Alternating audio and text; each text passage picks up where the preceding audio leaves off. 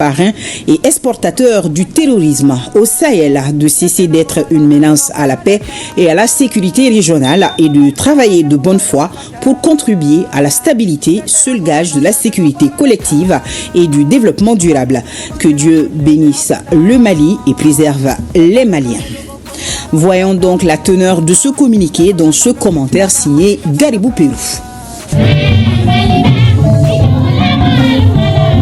Dans la nuit du 31 mars au 1er avril 2025, on se rappelle, un drone malien, instrument paisible de surveillance et de souveraineté, a été méthodiquement ciblé. Il a été détruit non par un ennemi déclaré, mais par une main prétendument amie. Cet incident, disons cette provocation, est une atteinte à l'intégrité territoriale d'un État souverain déjà meurtri par tant de défis, mais toujours debout, digne et résolu. Cette provocation de trop, le gouvernement de la transition n'a pas tardé à faire entendre la voix de la justice par une requête déposée devant la Cour internationale de justice. Le Mali saisit les leviers du droit pour répondre à la brutalité par la loi, à l'agression par la vérité, à la manœuvre par la fermeté. À travers cet acte fort, le gouvernement de la transition réaffirme une évidence que certains ignorent. L'ère de l'impunité diplomatique est révolue.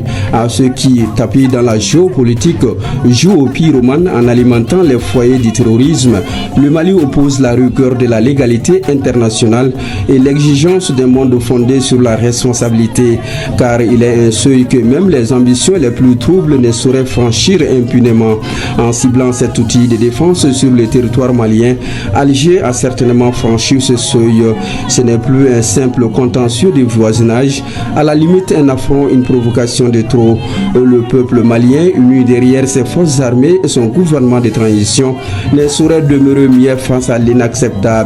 Ce recours à la justice internationale n'est pas une déclaration de guerre, c'est un appel solennel à la paix, celle qui se construit dans le respect mutuel et non sur les ruines de l'intimidation.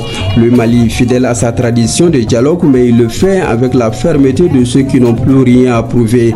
Il est temps que cessent les manœuvres souterraines, les complicités tacites et les jeux doubles qui font du Sahel un échiquier de souffrance. Il est temps que les États parrains et exportateurs du chaos regardent dans le rétroviseur de l'histoire, mesurent les conséquences de leurs actes, car la stabilité régionale n'est pas une faveur, c'est un droit. Le Mali aujourd'hui plus que jamais est déterminé à le faire respecter.